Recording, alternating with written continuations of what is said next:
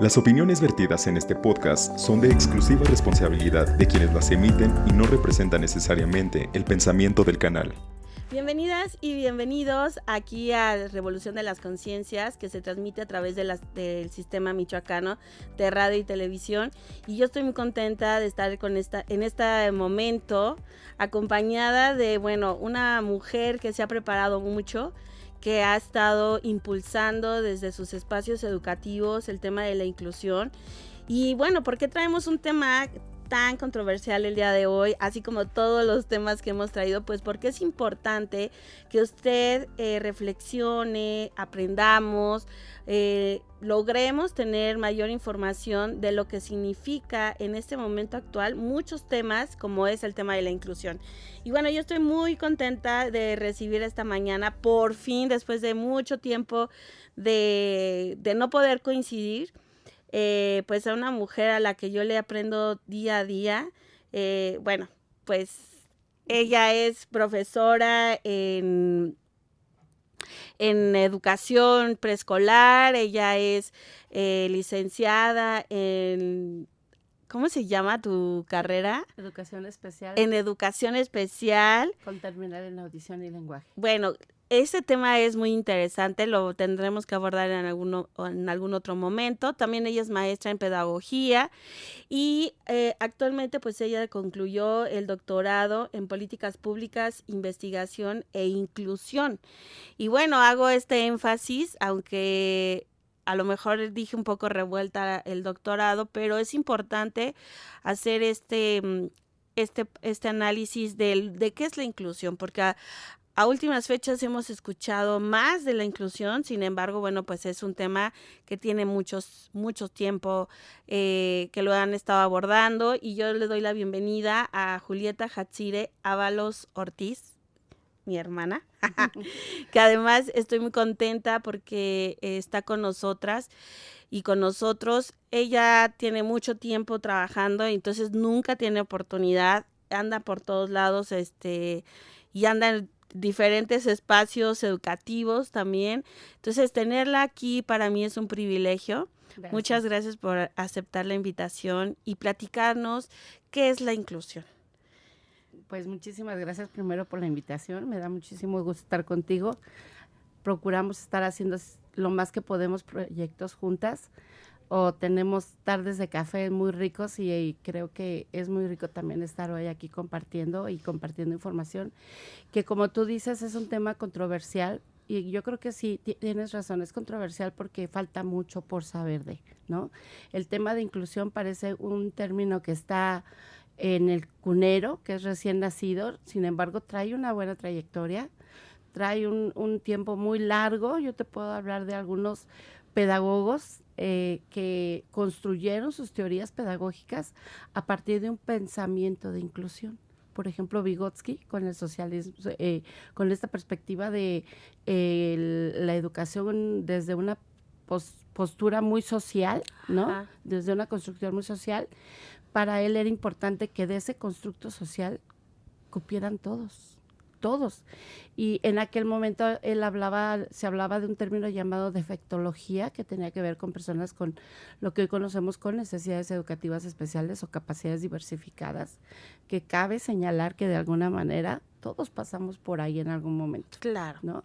Entonces, Vygotsky dice en su teoría que todos podemos ser ese puente andamiaje, que socialmente nos acompañemos y nos apoyemos unos a los otros y demos cabida al otro. Inclusión, etimológicamente hablando, desde el latín, implica o significa llevar adentro de, o acompañar hacia adentro de. Y no es yo llevar a un sujeto a estar adentro de una sociedad, un aula, un constructo, cualquiera que estos sean, o cualquier escenario que tú quieras, y solamente llevarlo adentro y ya, sino es llevarlo adentro y darle acompañamiento. Y aquí hay algo muy interesante en lo que nos estás compartiendo, Yuli, porque pareciera ser que cuando pensamos en inclusión, pensamos en otras cosas que no tienen nada que ver con la inclusión, ¿no? Como por ejemplo, estamos viendo recientemente que pasaron las Olimpiadas, y veíamos ahí una disputa entre dos boxeadoras que no se les permitió en algún momento o previo a estas Olimpiadas participar, porque ahí los cromosomas no salían de manera adecuada, ¿no? No había un análisis concreto tampoco, porque si bien es cierto que les hicieron un análisis de sangre, pero no observaron el cuerpo. Y eso es una de las faltas que todavía, a mí me parece espeluznante que a nivel mundial se haya aseverado que eran hombres cuando su constitución física, biológica, eran mujeres. Y ahí hay una disparidad en el tema de la sangre, pero también hubo otras atletas anteriores que también se les negó la posibilidad de participar, porque justo, o sea, en un tema médico, no, o sea, falta científicamente hacer una inclusión, ¿no? O sea, modificar estas circunstancias. Ahora, estamos hablando de un ejemplo muy amplio que, o muy muy fuera del alcance, porque hablamos de un término médico y me parece que es importante atenderlo, porque si desde ese ámbito mundial que es la medicina, pues qué nos falta a todos los demás sectores como el factor sociológico, el factor jurídico, el factor educativo, ¿no? Todos aquellos sectores que no están siendo observados desde la inclusión. Fíjate que si yo lo traspolo, esto que tú me estás compartiendo al área educativa, que es donde yo pues más me desenvuelvo, te puedo compartir que antes de la inclusión había un modelo en los 80s, finales de los 80s fue cerrándose la perspectiva del modelo clínico en la educación, que permeaba muchísimo, sobre todo en la educación especial, y en la inserción de personas que no estaban dentro del constructo de lo normal, entre comillas. Y empieza entonces a generarse un nuevo modelo llamado integración educativa. Este modelo tenía más que ver con una perspectiva psicopedagógica en el quehacer psicológico del sujeto, del desarrollo psicológico, emocional, y lo pedagógico que tendría que ver con el cómo recibía conocimiento, cómo recibía información, qué hacían sus procesos de aprendizaje, pero llegaba hasta ahí la integración y no tenía como ese alcance social que la inclusión pretende tener. Sin embargo, los 90s empiezan a ser como el mayor auge para la inclusión, por eso te digo que estamos en pañales en la inclusión. Y esto se ve desde la educación, pero pues de igual manera, de forma transversal, tuvo relación con la sociología, con la filosofía, con la misma política, con los ámbitos médicos y clínicos, de ver o de mirar a los sujetos que no entraban en esa norma. Lo social, ¿no? Ajá. Yo, por ejemplo, me haces pensar en los movimientos feministas, donde las mujeres anteriormente no se denominaban feministas, sin embargo, sabían que no estaban siendo incluidas.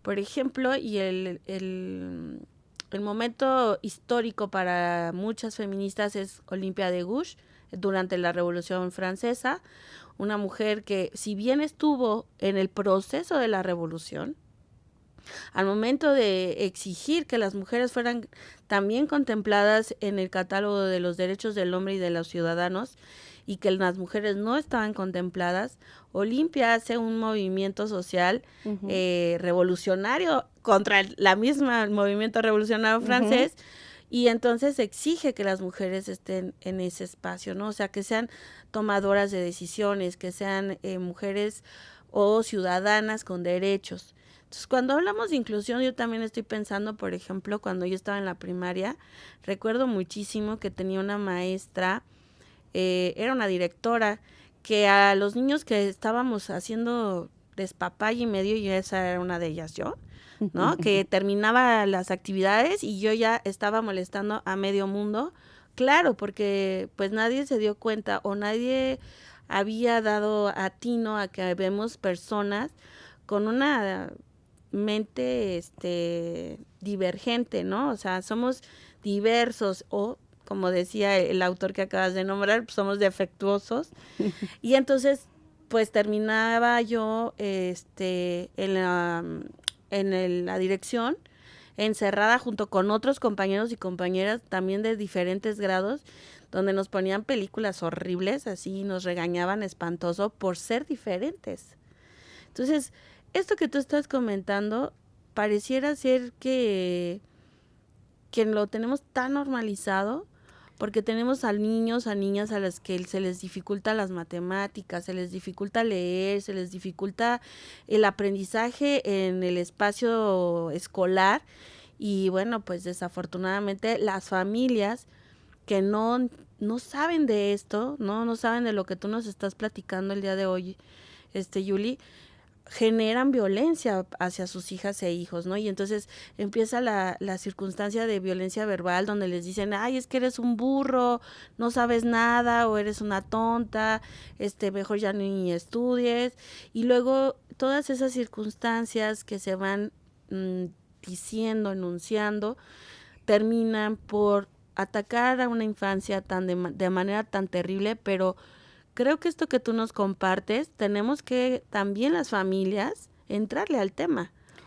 Bueno, yo te comentaba esto porque por dos cosas. La primera es que, si bien yo te decía, la inclusión es un modelo que está naciendo, que está apenas como acuñándose y que está, del cual nos estamos apropiando y estamos aprendiendo, no deja o no podría dejar de ser más que un modelo educativo, una filosofía de vida. Porque inclusión implica, yo te llevo hacia adentro de mi espacio y de mi ámbito para que tú conozcas, tú crezcas y yo te acompañe en ese crecimiento, pero a la par tú me permites estar dentro o serme inclusivo, ¿no? A tu espacio. Y entonces, fíjate que hablar de inclusión es hablar de transversalidad, es hablar de elementos multifactoriales, ¿no? Y que no es un modelo que, como algunos piensan, pertenece única y exclusivamente a una escuela. Esto implica ese acompañamiento a los padres. O sea, si yo acompaño a una persona con una capacidad diversificada o una condición diferente al contexto en el cual nos movemos, porque además inclusión, como tú bien lo dices, no implica solamente a un alumno con capacidades diferentes, con un ritmo diferente para aprender, con un estilo propio para aprender, con un tiempo propio para aprender, ¿no? Con capacidades físicas, ya no quiero llamar ni mencionar, porque, bueno, algo muy importante es que cuando tenemos la perspectiva de inclusión, términos como discapacidad, deficiencia, minusvalía, quedan invalidados. Y es necesario que queden invalidados no solamente en el diccionario, no solamente en nuestro lenguaje, en las actitudes, que tiene que ver con esto que comentabas de los padres de familia o los docentes y la sociedad en general. Ser incluyente no es dejarle el espacio a la persona que tiene que llegar a un estacionamiento con una capacidad diversificada para poderse mover. Ser incluyente es una actitud de vida, ¿no? Entonces, pero para eso, bueno, yo tengo claro que hemos hecho muchas cosas, sin embargo, faltan muchas más. Falta mucha información a docentes, ¿no? Yo entiendo que hay políticas educativas que se están gestando y que se han estado trabajando. Yo creo que se han estado abriendo espacios importantes y significativos para esta inclusión, no solamente de niños con necesidades educativas especiales, para niños, niñas, adolescentes, jóvenes, es más, adultos en condición de migración, para mujeres, para grupos que hemos considerado malamente o que se han considerado malamente vulnerables o que los hemos vulnerado.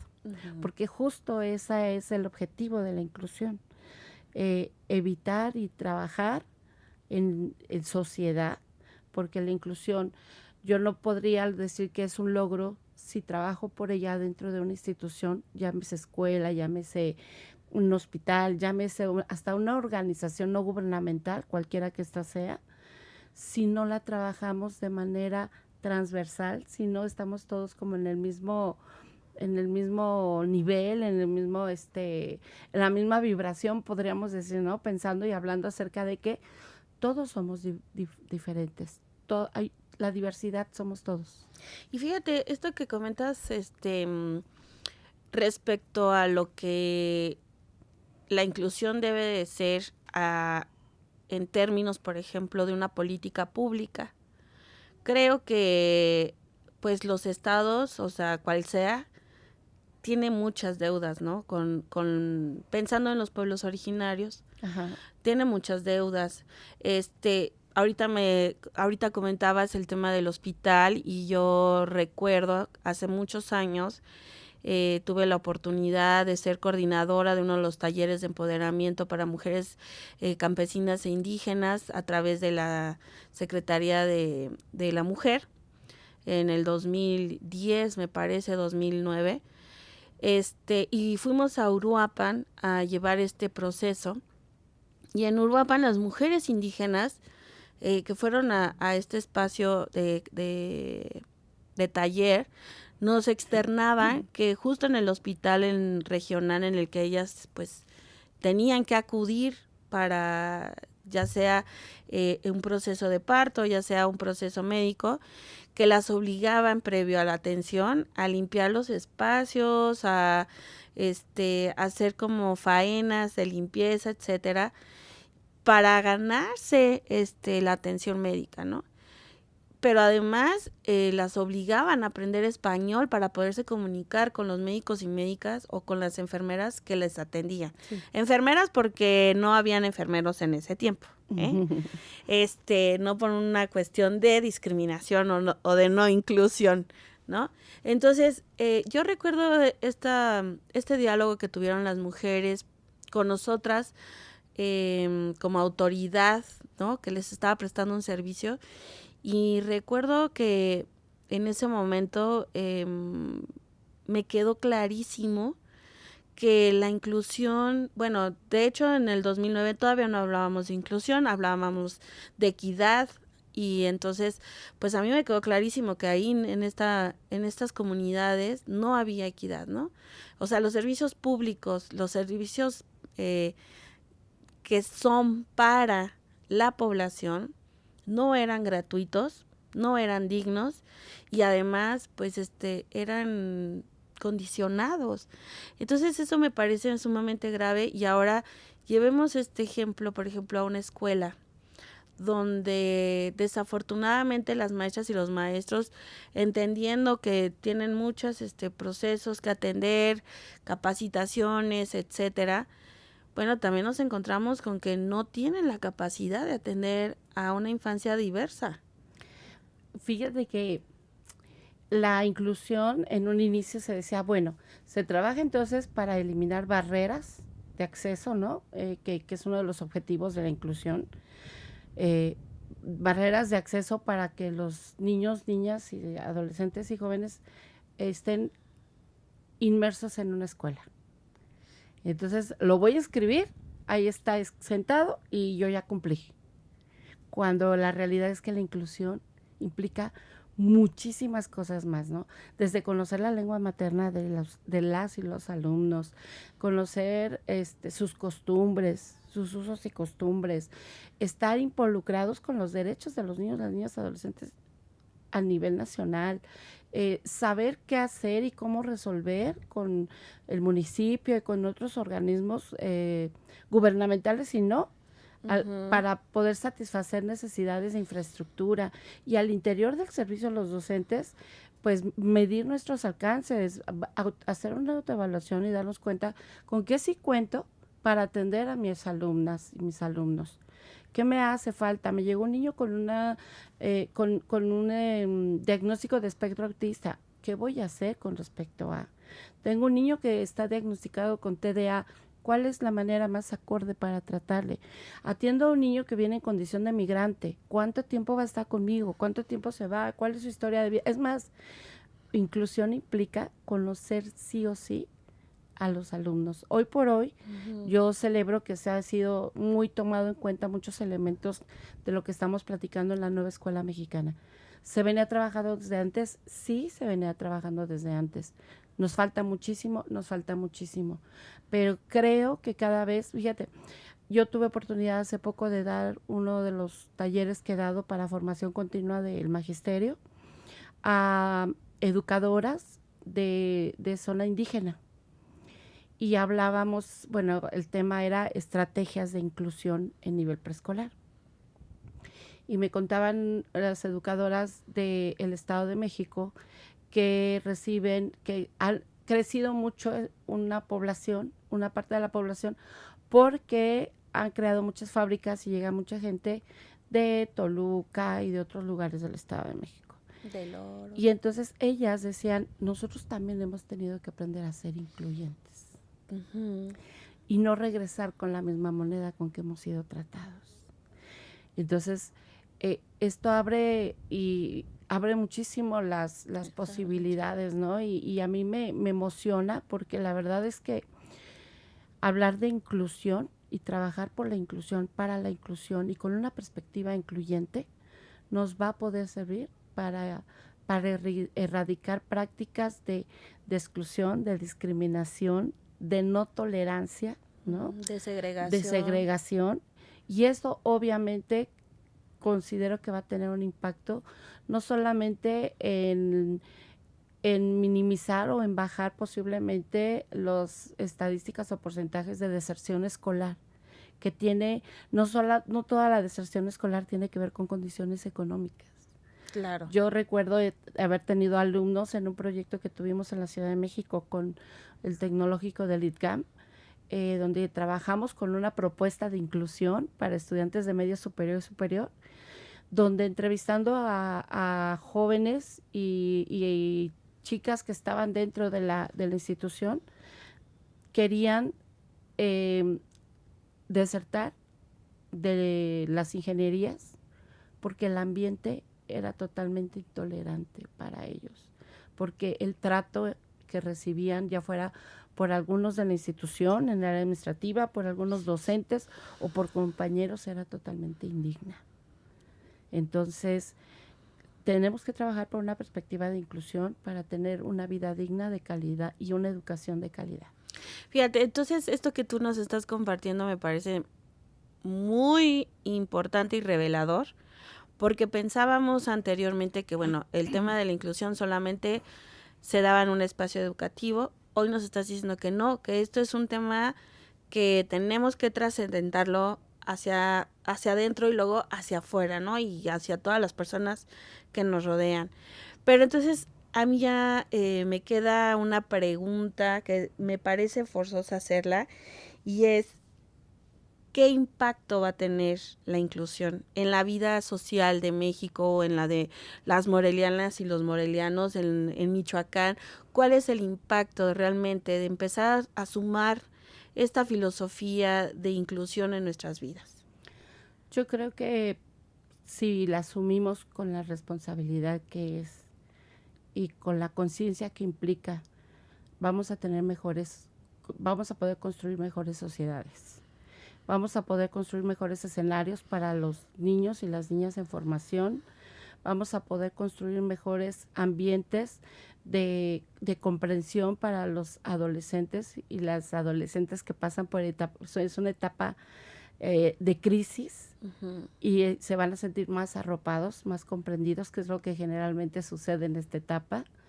Creo que podríamos lograr una educación de mejor calidad, y educación no implica solamente la educación escolarizada, estoy hablando también de la educación informal. Podríamos lograr mejores puentes de comunicación con padres y madres de familia, y que no se vivan solos, porque muchas veces eso pasa. Ellos tampoco se sienten incluidos cuando tienen un hijo con una característica específica con la cual ellos ni siquiera saben qué hacer. Y no me refiero solamente a necesidades educativas especiales. Ajá, no, sí. Es generalizado. Fíjate que yo ahorita estoy pensando en un caso donde un chiquito empezó como a molestarse porque otro miembro de la familia agarró su bicicleta, y entonces el papá, en lugar de llegar a acuerdos con esta infancia que estaba molesta porque le fue tomado algo que era suyo, es su pertenencia, ¿no? Claro. Y entonces el papá se le fue encima a gritos, a insultos, y me parece que esto lo hacemos de manera reiterada, cotidiana. Es como estas violencias normalizadas, donde no tenemos los adultos la capacidad de llegar a tomar una diversa forma de acordar, ¿no? De tener acuerdos, pero también de ayudarle a esta infancia, que es justo esto que tú nos estás mencionando. O sea, no es que tenga una discapacidad, no es que sea envidioso, o no es que sea, o sea, es un niño que tiene en su mente una diversa forma de ver la vida. Wiskin y Abbott, los creadores de la inclusión, del modelo de inclusión, hablan de algo que me parece súper importante y que me encantaría que con eso pudiéramos quedarnos. Inclusión implica modificar nuestra cultura a tal grado que hagamos de los valores una práctica diaria. Qué bonito. El amor, el respeto, el cuidado por el otro, la tolerancia. Y esto me hace recordar un museo que tú tienes referencia muy clara en la Ciudad de México, curiosamente enfrente del obelisco a Benito Juárez y curiosamente al lado de Relaciones Exteriores, que se llama el Museo de Memoria y Tolerancia. Claro. Curiosamente establecido en la Ciudad de México, en México, para recordarnos que si no empezamos a ser incluyentes en nuestro día a día, en nuestra práctica laboral, porque luego tengo docentes en la maestría, en la licenciatura, en el doctorado, que me dicen, maestra, pero es que yo sí vivo la inclusión con mis alumnos, pero no me llevo bien con mi compañera de trabajo.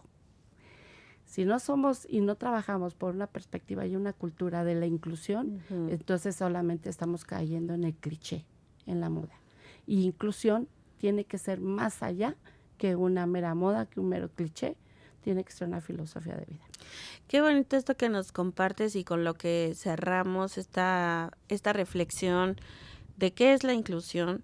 Nos falta mucho, como tú bien decías en un inicio, nos falta mucha información. Y bueno, pues somos una de las sociedades más violentas. Estamos con números rojos, tenemos municipios con 14 alertas de violencia de género, y esto nos tiene que llevar a pensar qué tipos de personas estamos construyendo, ¿no?